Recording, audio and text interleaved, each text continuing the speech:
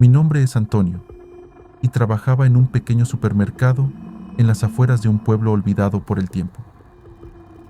Era un trabajo simple, pero me ayudaba a pagar las cuentas. Todo iba bien hasta que me asignaron el turno de medianoche, el que nadie quería. Las historias que contaban sobre ese turno eran perturbadoras, pero pensé que eran solo rumores para asustar a los nuevos empleados. Mi primera noche comenzó como cualquier otra. El encargado, un hombre mayor llamado Ernesto, me entregó las llaves y me dio una lista de tareas. Antes de irse, me miró fijamente y me dijo: Antonio, sigue las reglas, no las rompas por nada del mundo. Las reglas estaban escritas en un viejo y desgastado cuaderno detrás del mostrador.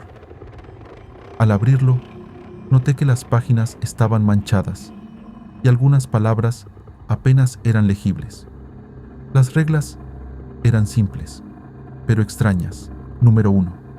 Asegúrate de que todas las luces estén encendidas a las 11:45 p.m. Número 2. Nunca mires directamente a los espejos después de medianoche. Número 3. Si escuchas pasos en el pasillo 3, no vayas a investigar. Número 4. A la 1:30 a.m., coloca una vela encendida en el pasillo 5 y déjala hasta que se consuma. Número 5. Si el teléfono suena después de las 2:00 a.m., no contestes. Me reí un poco de lo absurdas que sonaban, pero decidí seguirlas, por si acaso. La noche transcurría tranquila, con solo el sonido del refrigerador y la suave música de fondo para romper el silencio. A las 11:45 p.m. encendí todas las luces, como indicaba la primera regla. El lugar se veía aún más lúgubre con la iluminación fluorescente parpadeando ocasionalmente. Pasada la medianoche, me aseguré de no mirar los espejos, aunque sentía una extraña atracción hacia ellos. Era como si algo detrás del reflejo me llamara. Caminé rápidamente por el pasillo 3 cuando, de repente, escuché unos pasos suaves, pero claramente perceptibles. Mi corazón se aceleró. Recordé la tercera regla y traté de mantenerme ocupado en otra parte del supermercado. A la 1:30 a.m., coloqué la vela en el pasillo 5 y la encendí. La llama parpadeó antes de estabilizarse, proyectando sombras danzantes en las estanterías. Me alejé del pasillo y regresé al mostrador, sintiendo una creciente sensación de inquietud. El reloj marcó las 2 a.m.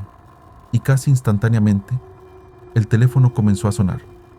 El sonido era agudo y penetrante, rompiendo el silencio de la noche. Me congelé, recordando la última regla: no contestar. Pero el timbre persistía, aumentando mi ansiedad.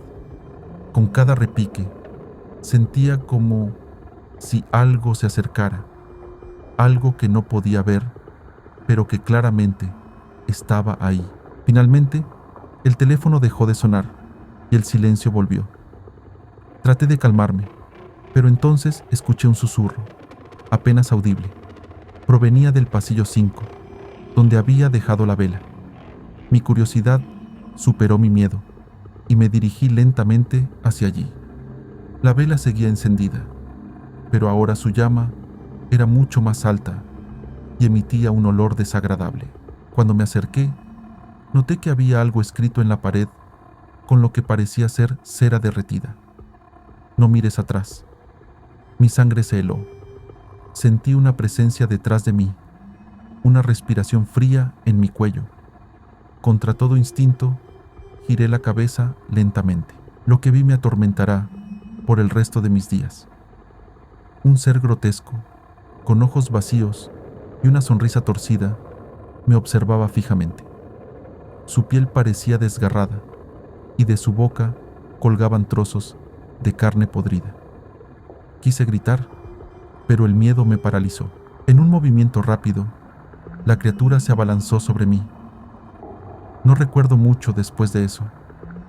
Desperté en el hospital, con Ernesto a mi lado.